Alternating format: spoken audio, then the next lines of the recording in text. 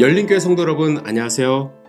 오늘 동영상 강의는 침례교회는 무엇을 믿는가 5번째 시간으로 우리는 두 개의 교회 의식을 믿습니다 라는 주제로 두 개의 교회 의식에 대해서 함께 말씀 나누고자 합니다. 저도 이 공부를 하면서 알게 된 사실인데 로마 캐톨릭 교회에서는 7가지의 성례전을 지키고 있다고 합니다. 하지만 역사적으로 또 전통적으로 복음주의적 교회들과 침례교회는 성경에 나타난 2가지 의식, 침례와 주님의 만찬, 주의 만찬을 지켜왔습니다. 그러면 왜 2가지뿐인가?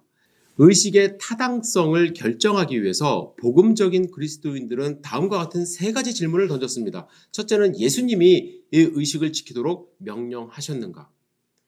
예수님이 나를 기념하라고 말씀을 하셨고 침례를 주라고 이제 명령을 하셨잖아요. 이것처럼 예수님이 의식을 지키도록 명령하셨는가? 가장 중요한 카테고리가 될 수 있고요. 질문이 될 수 있고요.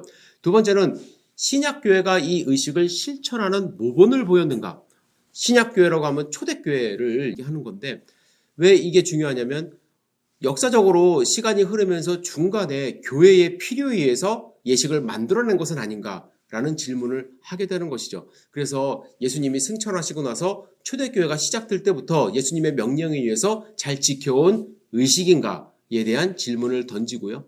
또 한 가지는 이 의식이 상징하는 의미가 오늘의 성도들에게 참된 교훈이 되고 있는가에 대한 질문을 하게 되었습니다. 그래서 이 3 질문에 합당한 의식은 침례와 주의 만찬밖에 없다는 그러한 결론에 다다르게 된 것입니다.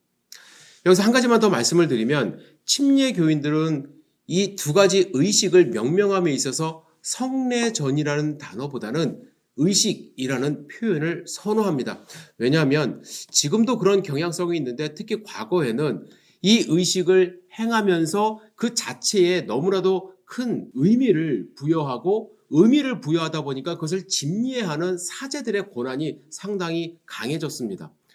예를 들면 침례는 구원받은 자들이 자기의 믿음을 고백하면서 예수님의 명령에 의해서 받는 건데 어떻게 변화가 됐냐면 세례를 받으면 그 자체가 구원을 받는 거라는 잘못된 가르침이 이어져 왔습니다. 그래서 마치 의식 자체가 구원의 한 방편처럼 오해되어져 온 종교적인 미신을 피하기 위해 약간 의도적으로 성례식보다는 의식으로 우리가 지키고 있는 것입니다. 하지만 이것이 결코 의미가 축소되거나 그러진 않습니다. 침례교인들은 이 2가지 의식에 자발적으로 참여함으로써 이 지역교회의 온전한 일원이 되는 것이고 예수 그리스도의 제자가 되는 것입니다. 그럼 먼저 신자의 침례에 대해서 함께 생각을 해봤으면 좋겠습니다. 제목부터 신자의 침례입니다. 그럼 왜 신자의 침례일까? 침례에 의해서 성도들은 그가 은혜로 구원받아 그리스도인이 되었음을 고백하고 동시에 지역교회의 한 지체가 됩니다. 이 말뜻은 뭐냐면 성경은 신자의 침례만을 가르치고 있습니다. 침례 의식에 의하여 신자가 된다든지 신앙을 갖게 될 희망과 노력을 전제로 한 침례의 모본은 성경에 없다는 뜻입니다. 침례를 받으면 혹은 세례를 받으면 구원을 받을 수 있습니다. 세례를 받으면 사람이 변화됩니다. 라는 의미는 성경적이지 않다는 거예요. 성경에서 말씀하시는 예수님이 말씀하신 침례는 회개하고 예수 그리스도를 구세주로 영접하여 구원을 받은 자들이 자기의 믿음을 하나님과 공동체 앞에서 고백하는 것이 침례이기 때문에 침례교회는 신자의 침례를 강조합니다. 이런 이유 때문에 침례교회에서는 유아 세례를 베풀지 않습니다. 유아는 자기의 의지를 가지고 자기의 믿음을 회중 앞에서 고백할 수 없기 때문에 유아 세례를 베풀지 않고요. 우리 아이가 자라나서 자기 스스로 믿음을 고백할 수 있을 나이가 될 때에 침례를 베풉니다. 만약에 이 유아가 구원받는 것이 하나님의 뜻이라면 하나님은 이 침례라는 의식에 의존하지 않고 구원을 베풀 수 있다는 것이죠. 그래서 과거에는 워낙 영아 사망률이 높았기 때문에 부모님들이 이 아이들을 세례 받아서 구원을 좀 주면 어떻겠냐라는 식으로 이제 유아 세례가 생겨난 걸로 제가 아는데 결코 침례의 의미는 그것이 아니라는 것을 여러분들이 아셔야만 합니다. 성경이 보여주는 침례는 그래서 언제나 신앙을 갖게 된 사람들이 신앙의 고백을 위하여 참여한 신자의 침례였다는 것을 여러분들이 꼭 아셔야만 합니다. 그러면 먼저 침례의 뜻이 무엇인지 어원적 연구 잠시 살펴보도록 하겠습니다. 낱말의 뜻입니다. 명사로는 베프티스마 혹은 베프티스모스라고 이제 되어 있고요. 동사는 베프티소 혹은 뱁토라고 이제 쓸 수가 있습니다. 이거 다 헬라어인데 이 사전적 의미는 무엇이냐면 첫 번째는 침수하다, 물속에 담그다라는 뜻이 있고 두 번째는 씻어 정결케 하다라는 뜻이 있습니다. 따라서 신약 성경에 쓰여진 침례의 원어의 뜻은 뿌린다라는 스프링클의 의미는 전혀 없다는 것이죠.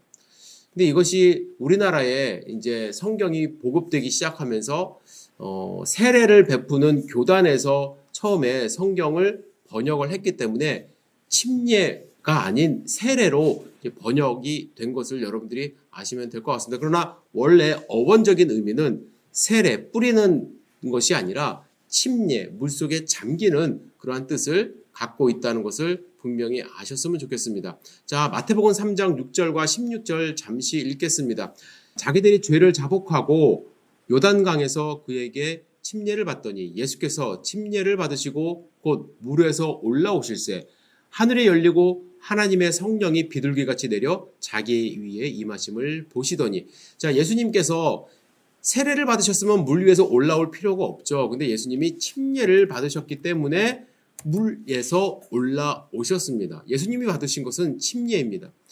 요한복음 3장 23절, 요한도 살렘 가까운 에논에서 침례를 베푸니 거기 물이 많음이라. 그러므로 사람들이 와서 침례를 받더라.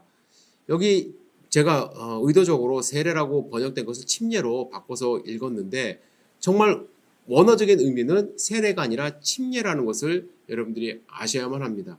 사도행전 8장 38절 39절 읽겠습니다. 이에 명하여 수레를 멈추고 빌립과 내시가 둘 다 물에 내려가 빌립이 침례를 베풀고 둘이 물에서 올라올새 주의 영이 빌립을 이끌어 간지라. 내시는 기쁘게 길을 가므로 그를 다시 보지 못하니라.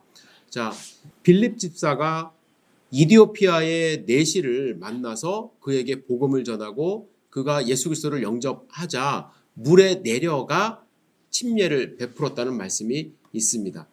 자, 그러면 침례는 어떻게 정의할 것인가? 침례에는 어떤 의미가 있는가를 함께 생각을 해볼 텐데 먼저 로마서 6장 3절에서 5절을 함께 읽었으면 좋겠습니다. 로마서 6장 3절에서 5절입니다. 제가 읽겠습니다. 무릇 그리스도 예수와 합하여 침례를 받은 우리는 그의 죽으심과 합하여 침례를 받은 줄을 알지 못하느냐. 그러므로 우리가 그의 죽으심과 합하여 침례를 받음으로 그와 함께 장사되었나니 이는 아버지의 영광으로 말미암아 그리스도를 죽은 자 가운데서 살리심과 같이 우리로 또한 새 생명 가운데서 행하게 하려 함이라. 만일 우리가 그의 죽으심과 같은 모양으로 연합한 자가 되었으면 또한 그의 죽으심과 같은 모양으로 연합한 자도 되리라. 여기 로마서 6장 3, 5절에서 침례가 주는 의미 세 가지를 발견할 수 있습니다. 첫째는 그리스도의 죽음에 합한다는 것입니다. 우리가 침례를 받을 때 물속에 들어갑니다. 물속에 들어간다는 이야기는 나의 과거가 죽었다라는 거예요. 내 자신이 죽었다. 그리고 두 번째는 예수님의 장사 지냄에 합하다. 그냥 단순히 죽은 것이 아니라 예수님이 무덤에 갇혀있는 그 순간에 함께 있는 것이죠. 그래서 물속에 잠깐 있다가 그리고 우리가 물에서 올라오는 예식을 거행하는데 그것은 예수 그리스도의 부활에 연합한다는 의미를 갖고 있습니다. 그래서 우리는 침례를 베풀 때, 침례를 거행할 때 앞으로 이렇게 숙이질 않고 대부분 뒤로 이제 물속에 넣었다가 물속에 이제 잠겼다가 빼는데 그 의미가 죽음을 상징을 하기 때문에 그렇습니다. 그래서 그리스도의 죽음과 장사 그리고 부활 이것이 의미가 있음을 여러분들 꼭 기억을 해 주셔야만 합니다. 자, 그래서 요약을 해보면 침례란 죄인들이 자기들의 죄 문제를 해결하기 위하여 십자가에서 죽으시고 장사 지냄 받으시고 사흘 만에 부활하신 그리스도를 믿음으로 그에게 연합되어 그가 죄사함 받고 구원받아 새 사람이 된 것을 고백하는 거룩한 의식입니다. 내가 예수 그리스도를 믿고 구원받았음을 고백하는 것입니다. 침례를 받음으로써 내가 구원을 받는 것이 아니라 구원받은 자들이 침례를 받는 것이죠. 결혼식과 결혼 예식과 조금 비슷하다고 할 수가 있습니다. 사랑하는 사람이 많은 사람들 앞에서 부부가 되었음을 공표하고 또 축복을 받는 것이 결혼 예식 아닙니까? 결혼 예식을 함으로써 사랑하게 되고 부부가 되는 것은 아니잖아요. 또 한 가지, 결혼 예식을 한 후에 부부의 삶이 중요하듯이 구원받은 자도 침례를 받고 난 후의 삶도 내가 하나님과 공동체 앞에서 본인의 믿음을 고백했기 때문에 침례받은 이후의 삶이 중요하다고 할 수가 있습니다.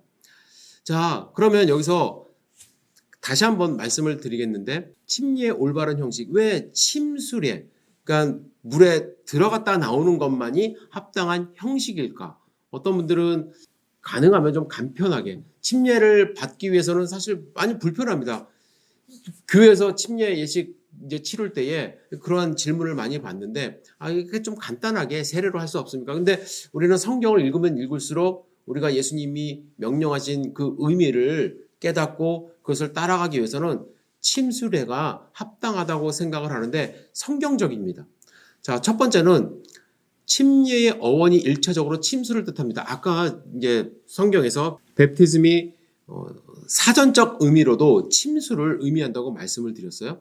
그리고 침례를 준다는 동사와 함께 사용된 전치사들이 into, out of, in 모두 들어갔다 나오는 것을 의미합니다. 또한 기독교적 침례 이전에 유대인의 개종식도 침수례였다고 합니다. 그러니까 유대인이 되기 위한 그 예식도 침수로 이제 했고요. 침례만이 그리스도와의 죽음, 장사 지냄, 부활 사건과의 연합을 올바로 표현하기 때문에 우리는 꼭 침수례를 거행을 합니다. 그리고 신약 성서와 초대교회에서 준행된 성례의 보편적 형태는 침례였고, 세례가 후기에 이제 나타나기 시작하는데 병든 자를 위한 예외적 의식으로 이제 후에 등장을 하기 시작을 합니다. 그래서 처음에 초대교회 모범은 침례였다는 것을 여러분들이 꼭 기억을 하시기를 부탁드립니다. 그러면 침례의 성서적 목적은 무엇인가? 우리는 왜 침례를 받아야 되는가? 여러분들 꼭 마음속에 기억을 하셔야 되는데, 첫 번째로 중생한 성도의 신앙 고백, 신앙 고백의 의미로서 침례를 받아야 되고, 또 예수님이 침례를 베풀라고 했고 받으라고 말씀을 하셨기 때문에 예수님의 명령에 대한 순종으로서 받습니다. 그리고 예수 그리스도와 사도들의 모본을 따라가고자 예수님도 받으셨고 사도들도 받았기 때문에, 베풀었기 때문에 그 모본을 따라가고자 하고, 또 하나님의 의를 이루는 삶을 살기 위해서, 그리고 몸의 부활에 대한 소망을 나타내기 위해서 우리는 침례를 베풀고 또 침례에 동참합니다. 마지막으로 한 가지만 더 말씀드리고 싶습니다. 많은 성도님들이, 목사님, 제가 타 교단에서 세례를 받았는데 침례교회에 와서 꼭 침례를 다시 받아야 합니까? 라는 질문을 하십니다. 침례교회는 두 번의 침례를 가르치지는 않습니다. 이 말은 꼭 받아야 된다, 침례교회에 왔기 때문에 우리 교회에서 베푸는 침례를 받아야 된다라고 가르치지는 않지만, 단 전자의 경우가 좀 나에게 무의미했거나 내가 정확한 믿음을 가지고 받지 못한 경우, 굳이 예를 들면 유아 세례를 받고 난 후에 한 번도 이제 입교하지도 않았고 또 세례를 받지 않은 경우, 혹은 아시는 분들 가운데는 그런 경우도 있어요. 군대에 가서 많은 장병들이 막 받으러 나가니까 얼떨결에 가서 받는 경우도 있다고 이제 얘기를 하거든요.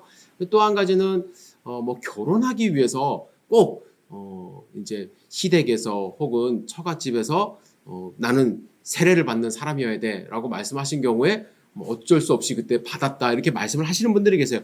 그런 경우에는 저는 본인의 믿음을 다시 한번 주님 앞에서 확인하고 공동체 앞에서 고백하는 침례를, 제대로 된 침례를 다시 받기를 권면해 드립니다.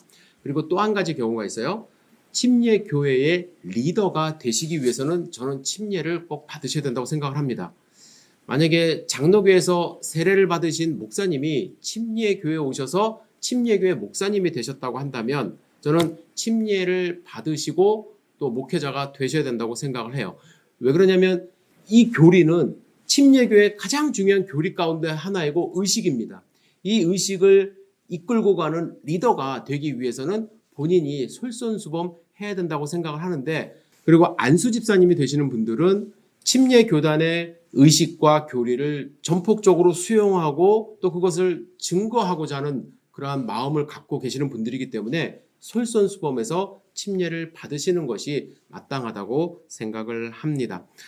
여러분들 혹시 다음에 우리가 교회에서 침례 의식이 이제 광고가 될 때 여러분들 마음 가운데 나 과거에 받긴 했지만 그때는 예수 그리스도를 영접하지 않고 그냥 받은 것 같다 라고 하시는 분들 다시 신청하셔서 침례 교육 다시 받으시고 꼭 받으시기를 부탁을 드리고요.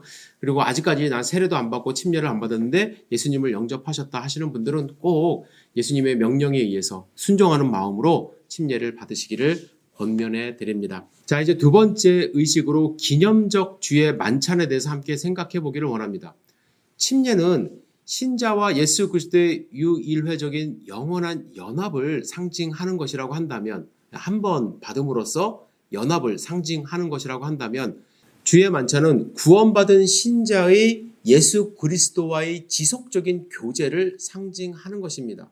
침례는 한 번 받음으로써 연합을 상징을 하지만 주님의 만찬은 지속적으로 거행을 함으로써 예수님과의 교제를 상징을 한다고 생각을 합니다.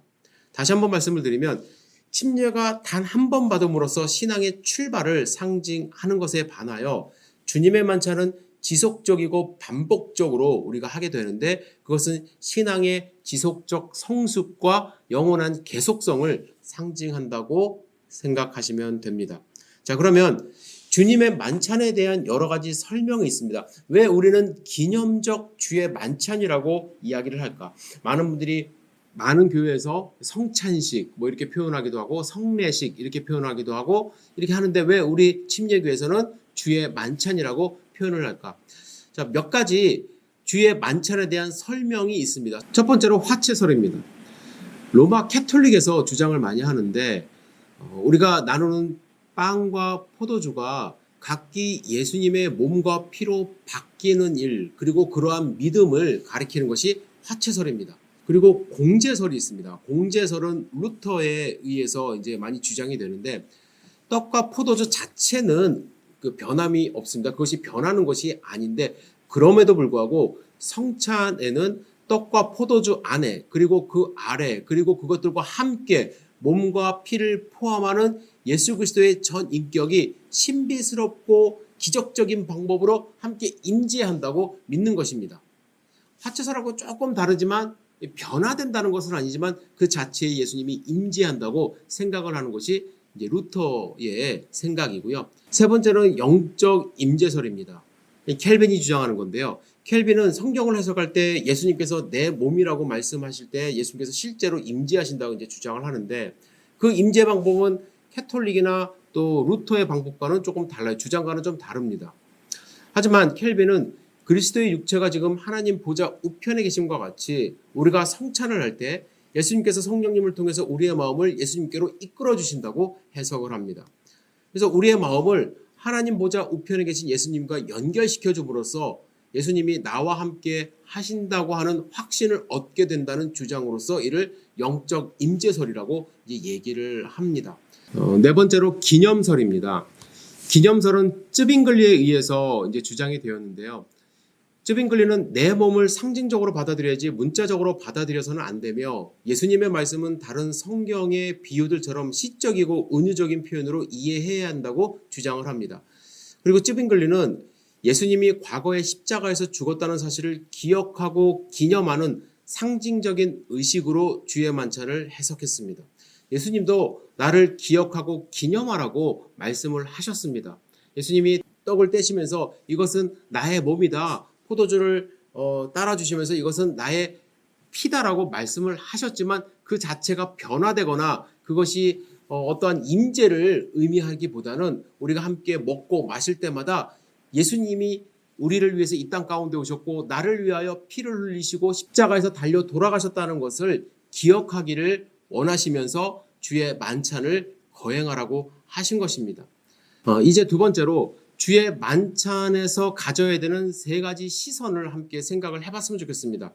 고린도전서 11장 23절에서 30절까지의 말씀인데 두 절만 같이 읽도록 하겠습니다. 26절과 30절입니다. 26절 읽겠습니다. 너희가 이 떡을 먹으며 이 잔을 마실 때마다 주의 죽으심을 그가 오실 때까지 전하는 것이니라. 28절입니다. 사람이 자기를 살피고 그 후에야 이 떡을 먹고 이 잔을 마실지니. 주님의 만찬을 거행할 때 우리는 세 가지 시선을 가져야 되는데 첫 번째는 과거 지향적인 시선입니다. 26절에 주님의 죽으심을 기억하라고 말씀합니다. 우리는 주님의 몸과 피를 상징하는 떡과 잔을 마실 때 주님의 죽으심을 기억하면서 주님의 만찬에 임해야만 합니다. 그리고 현재를 바라봐야 되는데 28절에 아까 말씀드렸듯이 사람이 자기를 살피고 그 후에야 이 떡을 먹고 이 잔을 마실지니라고 말씀을 합니다. 따라서 지금 현재 내가 어떠한 상황인지 내 자신을 바라보면서 주님의 만찬에 임해야 되고 또 세 번째는 미래지향적입니다. 주님이 다시 오실 것을 기대하면서 주님의 만찬에 임해야만 하겠습니다. 자, 그러면 주님의 만찬을 어떻게 준비해야 되는가? 무엇보다도 믿음으로 준비해야 됩니다. 내가 예수님이 이 땅 가운데 오셔서 나를 위하여 십자가에 달려 돌아가셨다는 그 믿음을 가진 자들이 만찬에 참여를 해야만 합니다. 그리고 나는 명령에 순종해야 된다. 하나님의 명령에 순종하는 마음으로 참여를 해야만 하고요. 그리고 만찬을 준비할 때 회개와 고백하는 마음으로 주님의 만찬에 참여하셔야만 합니다. 그리고 무엇보다도 감사하는 마음으로 주님의 만찬에 참여를 하셔야만 합니다. 침례교인의 신앙과 메시지는 이렇게 기록합니다. 주의 만찬은 상징적인 순종의 행위로서 교회 회원들은 떡을 떼고 포도주를 마시며 구속주의 죽으심을 기념하며 그의 재림을 고대한다. 여러분들 이제 다음 달 6월 달에 우리가 주님의 만찬을 교회에서 거행할 계획인데 그 전에 했던 주님의 만찬 여러분들 거룩하고 또 마음을 모아서 했으리라 생각하지만 이번부터는 조금 더 의미를 가지시고 내가 왜 주님의 만찬을 거행해야 되고 이 만찬에 참여해야 되는지에 대해서 깊이 생각하신 다음에 오시면 훨씬 더 은혜로운 주님의 만찬이 거행되지 않을까 이렇게 생각을 합니다. 오늘 우리는 두 개의 교회 의식을 믿습니다라는 주제로 신자의 침례와 기념적 주의 만찬에 대해서 함께 살펴보았습니다. 앞으로 여러분들 우리 교회에서 일어나는 주님의 만찬에 참여하실 때에 조금 더 깊은 의미를 되새기면서 참여해 주시고 주님을 깊이 묵상하는 주님의 만찬이 되기를 기대합니다. 그리고 우리가 침례 예식이 있을 때 여러분들 혹시 구원의 확신이 있지만 아직 침례를 받지 못하신 분들은 적극적으로 참여해 주시고 또 그 믿음의 고백을 공동체에서 하는 것에 대한 축복을 여러분들 누리시기를 부탁을 드립니다. 지금 밖에 비가 굉장히 많이 오는데 여러분들 안전하시고 또 건강하기를 기도합니다. 여러분들 복된 하루 되세요. 감사합니다.